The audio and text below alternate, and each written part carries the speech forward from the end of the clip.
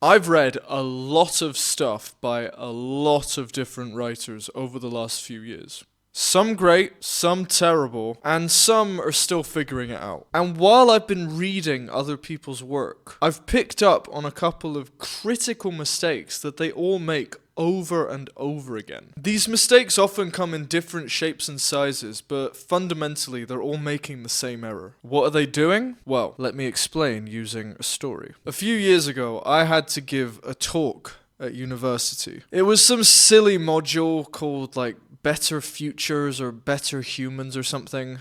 It didn't count to my final grade, but I was still really stressed out about it because when I was at university, I was not the charismatic hunk that you see today. I was actually incredibly insecure, and I spent most of my time just doing drugs alone in my bedroom. Pretty depressing, very, very dark times. But nevertheless, I had to give this talk. And naturally, I was overthinking it like crazy. I can't remember what I said. I can't even remember what the talk was about. I just know it wasn't very good. Because after I'd finished, my friend came up to me and he asked me if I was okay. I didn't know what he meant. I don't know why he was looking at me in the way he was. In my head, I thought it went fine, but it turns out I was just waffling the entire time and no one could understand what I was saying. I was using these really big words that did not belong in the talk because I was trying to appear clever. I was trying to seem smart for the people watching, but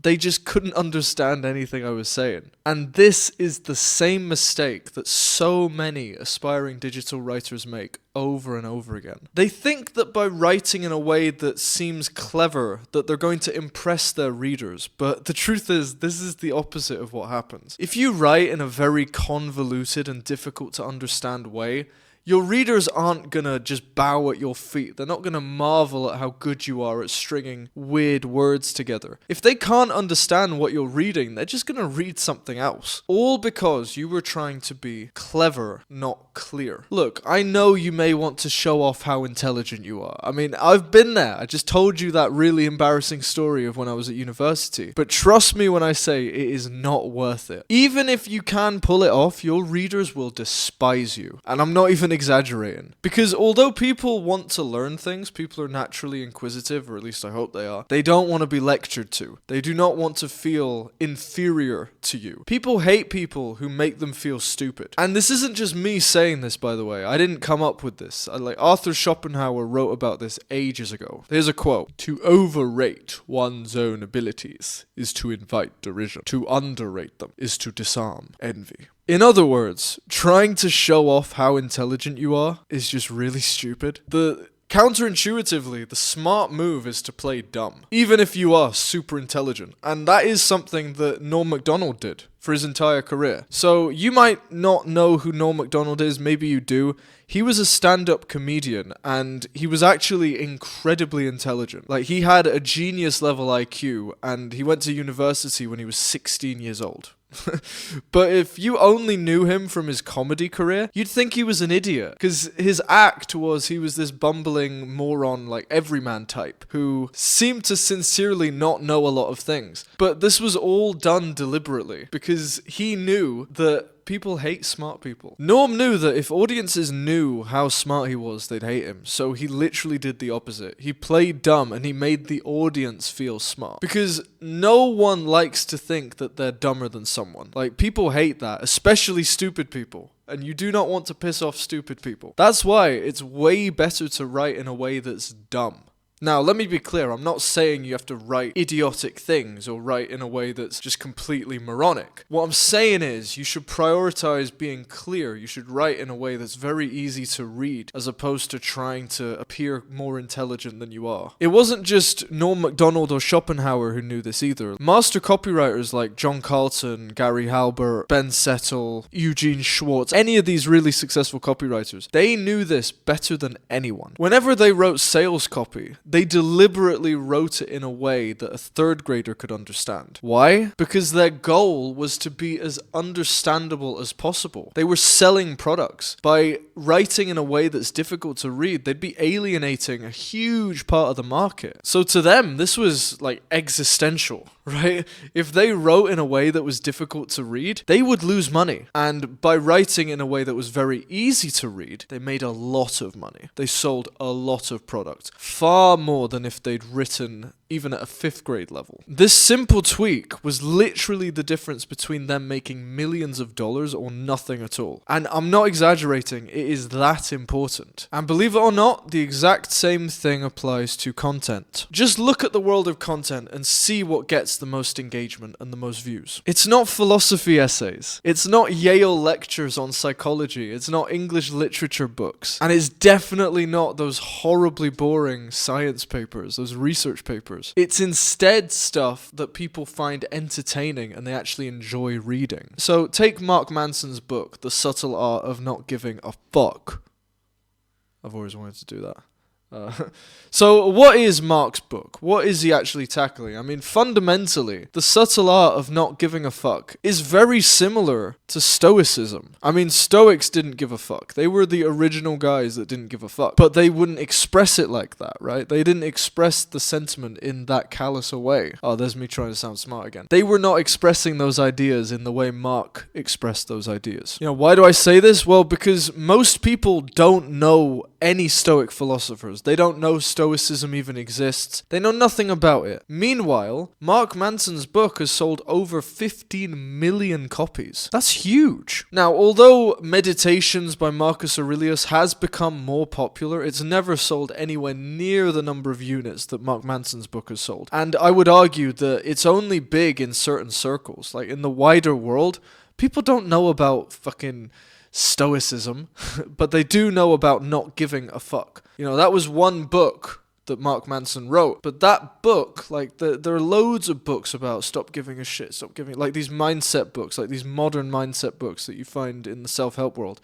There are loads of books like this. I guarantee if you were to combine all of them, they'd be in the hundreds of millions of copies sold, easily. Whereas every single Stoic book that's ever been written probably wouldn't even reach like 1 million copies sold. I could be wrong about that, granted, but I think the point still stands. Even though the ideas being presented are basically the same. The only difference is the packaging and the presentation. You know, old school Stoic texts are quite difficult to understand for modern readers, while books that Ryan Holiday or Mark Manson wrote are very easy to understand and very easy to read. So let me just give you an example to make this concrete. This is an extract from Meditations by Marcus Aurelius. Consider that before long you will be nobody and nowhere, nor will anything which you now behold, nor any of those who are now alive. Nature's law is that everything changes and passes away, so that you should not fear obscurity, nor long for fame. Think how many who once resounded in praise are now long forgotten, and how many who've praised them have vanished too. Now, let's look at something that Mark wrote in his book. You and everyone you know are going to be dead soon, and in the short amount of time between here and there, you have a limited amount of fucks to give. Choose wisely. Now, these paragraphs are basically saying the same thing. But you tell me, right, which one is easier to understand from your modern perspective? It's obviously the second one, right? Not only is it shorter, it's written in a way that you would probably speak. Or if you don't speak like that, you would know someone who speaks like that, whether it be in your real life or just in a movie or something. Sure, like the Meditations paragraph isn't impossible to understand, but just face it, which of those paragraphs is going to resonate with modern audiences more? The answer is obvious. It's Mark's, okay? Even though both paragraphs are saying the same thing, they're being delivered in different ways. A lot of people just won't like the vibe that Marcus Aurelius wrote in. It sounds old, archaic, ancient. Also, his book wasn't written as something intended for the public. It was literally his own diary. Whereas Mark Manson's book has literally been engineered to sell as many copies and to appeal to as many people as possible. And despite the sentiment of each book being the same, the way they're received is totally different. So the question is, how can you do this? How can you start writing in a way that's clear and not clever? How can you write things that are easy to read? And it's actually quite simple. You just have to write the way you speak. So imagine you're just standing in front of your reader. Like, you're in person and your reader is right in front of you. How would you convey what you want to say to them if they're just right there? Are you going to try and impress them? Are you going to try and speak to them like you're some smart douchebag? Are you going to be as inauthentic as possible? Are you going to play a role to try and appear intellectual? Or are you just going to speak to them like a normal person? I know it's weird, but if you speak to them and write to them like they're just a normal person, you're going to get your point across a lot easier. I know it goes against everything you and I have been taught at school and university, but it is the truth. People don't relate to gigabrains. People hated geniuses when they were alive. When Isaac Newton was alive, people hated him. They thought he was a dickhead.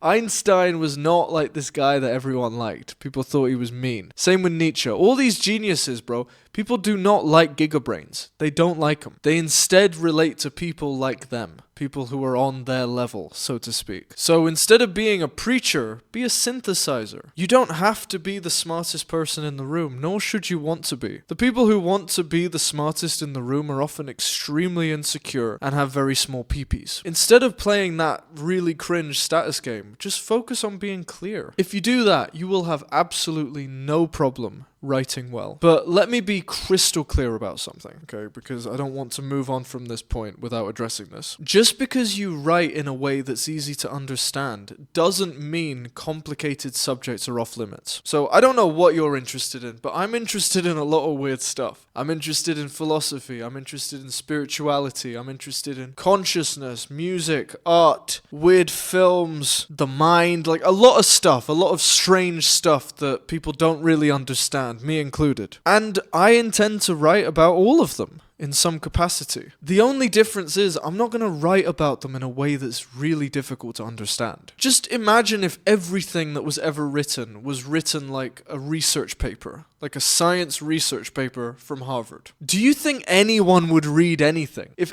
everything was written like those boring research papers? Not a chance, mate. Not a chance. No way. It would be too boring. However, when someone like Andrew Huberman comes along and takes the time to read those papers, understand them, and then synthesize them for a mass audience, when someone like Andrew Huberman comes along and explains what the research paper is saying in a way that normal people can understand, millions flock to him. Is Andrew Huberman an idiot for slightly dumbing down the research papers? Like, of course not. It's really smart that he does that. Him synthesizing those complex papers has gained him millions of followers and made him very rich. But he's done it by spreading valuable information to people. Information they wouldn't have if he didn't deliver it in the way he delivers it. It's a win-win for everyone if you really think about it. Andrew Huberman gets awarded with attention and riches. The science community benefits because their findings are reaching more people, and the people who consume the content are benefiting because they're learning something helpful. You can do the exact same thing with the content you write about. It doesn't matter how complicated the subject might be. If you're interested in something niche and weird like science papers, you can do exactly what Andrew Huberman did and synthesize it in your own way. If you're interested in spirituality and epistemology, you can do what Leo Gura did with actualize.org and synthesize that information for normal people to understand. The point is, just because you're trying to make your writing more accessible doesn't mean complicated subjects are off limits. In fact, it's the opposite. We need people to take complex ideas and break them down in ways that are understandable. Richard Feynman famously believed that in order for someone to know something, they have to be able to explain it in very simple ways. In his words, if you can't explain it to a 6-year-old, you don't understand it yourself. And the same applies to writing online. If you want to learn how to become a magnetic writer, click the first link in the description. Check out Headline Honcho as well if you're interested in learning how to write headlines that capture attention. Also, if you found this interesting, you'll like this next video where I show you one of the fastest ways to improve your writing.